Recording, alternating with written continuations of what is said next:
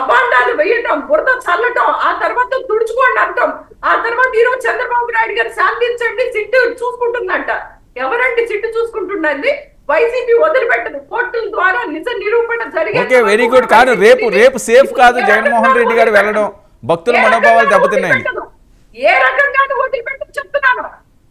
ఎవరు మీ దేవుడి మీద లీలాపనిందలు వేసి ఇంకా శాంతించండి, సిట్టు చూసుకోవడానికి బుద్ధి జ్ఞానం ఉందా? ఇంతమంది హిందువుల మనోభావాలు దెబ్బతిన్న తర్వాత, ఇంతమంది బాధపడిన తర్వాత అన్ని సిట్టు చూసుకుంటుందా? మేము అడిగేదేంటి? సిబిఐ ఎంక్వైరీ చేపించండి. జూలై 6వ తారీఖున 2 ట్యాంకర్లు వెనక్కి తిరిగి పంపించారు. అంటే జూన్ 12న చంద్రబాబు నాయుడు గారు ప్రమాణ స్వీకారం చేశారు. మీ హయాంలో జరిగినటువంటి కల్తీని మీరు నిజ నిరూపణ చేయకుండా ఏ రకంగా దేవదేవుడి మీద, లడ్డు మీద హిందువుల మనోభావాలను దెబ్బతీసేటట్లు ఎలా వ్యాఖ్యలు చేస్తారు మీరు? ఓకే, మీరు నిరూపించాలి కదా. ఓకే సుజాత గారు ఒక్క విషయం, డిక్లరేషన్ ఇచ్చి వెళ్ళాలి. అంతకు ముందు ఇప్పుడు సేఫ్ కాదు, మనోభావాలు దెబ్బతిని ఉన్నాయన్నది కూడా మరొకటి డేంజర్ బెల్స్ మోగుతున్నాయి అక్కడ. డేంజర్ బెల్స్ ఏం కాదండి, నిజాలు నిరూపణ కావాలి. ఒకటి వర్మ గారు, దేవుడు మీకైనా దేవుడే, మాకైనా దేవుడే.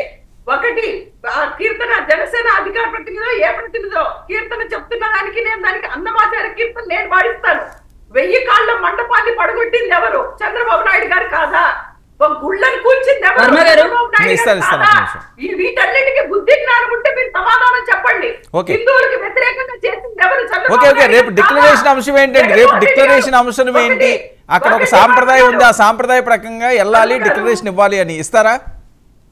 ఒక్కటి జగన్మోహన్ రెడ్డి గారు తిరుమల తిరుపతి దేవస్థానంలో చేసినటువంటి రిఫార్మ్స్ మేము కరెక్ట్ గా చెప్తాం. దమ్ము ధైర్యం ఉంటే చంద్రబాబు నాయుడు చేసింది ఒక్కటి చెప్పు.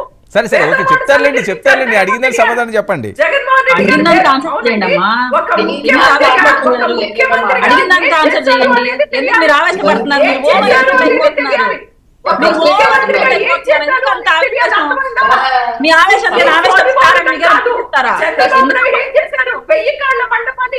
చంద్రబాబు నాయుడు ఏం చెప్పాడు, జగన్మోహన్ ఏం చెప్పాడు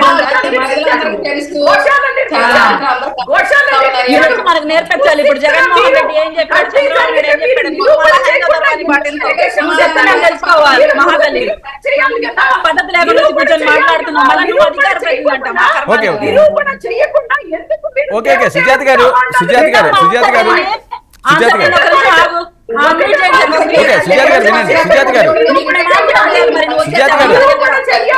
సునీత గారు ఒక్క నిమిషం. సుజాత గారు ఓకే వినండి. సుజాత గారు మీరు చాలాసేపు మాట్లాడి నేను అడిగిన దాన్ని స్ట్రైట్ గా సింపుల్ గా సమాధానం. రేపు డిక్లరేషన్ ఇవ్వాలన్నది డిమాండ్, ఇచ్చే అవకాశం ఉందా లేదా?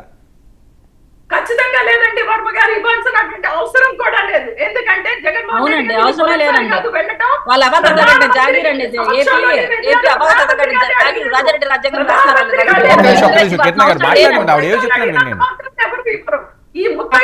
గౌరవించాం మనం. కాదండి, అక్కడ ఒక సాంప్రదాయం నడుస్తుంది కదా. వినండి అక్కడ కాదండి, ఎన్నో వినండి అది రాజశేఖర రెడ్డి గారు పెట్టిందో, చంద్రబాబు నాయుడు గారు పెట్టిందో, ఎన్టీఆర్ గారు పెట్టిందో కాదు కదా. ఎప్పటి నుంచో అక్కడ వస్తున్న సాంప్రదాయం, అన్యమతస్తులు ఎవరైనా అయితే డిక్లరేషన్ ఇవ్వాలి అని, ఆ రకంగా వెళ్ళడం అన్నది తప్పని కదా. ఒకటి వర్మ గారు, అకార్డింగ్ టు ది 1 సెకండ్ ఆ క్లాజ్ కూడా నేను చెప్తాను. నెంబర్ 36 ఆ క్లాజ్ లో 11th క్లాజ్ లో ఏముందంటే, వేరే నేషన్ కి, వేరే జాతీయులకి సంబంధించి ఫారినర్స్ ఎవరైనా తిరుమల తిరుపతి దేవస్థానం వస్తే గనక అక్కడ ఆచారాలను పాటించడానికి ఇచ్చేటువంటిది, ఎవరి హిందువుల మనోభావాలు దెబ్బతినకుండా ఇచ్చేటువంటి డిక్లరేషన్ ని మీరు జగన్మోహన్ రెడ్డి గారికి ఆపాదించేటువంటి ప్రయత్నం చేస్తున్నారు ఇక్కడ. అది రాంగ్.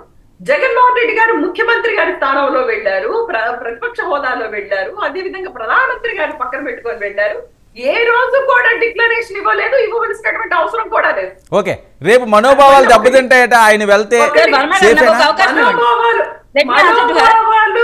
దెబ్బతిన్నది ఎక్కడ అంటే వర్మ గారు, ఈ రోజు వీళ్ళు ఇంత రాజకీయంగా తిరుమల లడ్డూని వాడుకుందామని అటు పవన్ కళ్యాణ్ గాని, ఇటు రోజుకొక మతం పేరు చెప్పే పవన్ కళ్యాణ్ గాని, ఆయన చేసుకున్నది క్రిస్టియన్ని, ఆయన పిల్లల్ని కన్నది క్రిస్టియన్ పిల్లల్ని.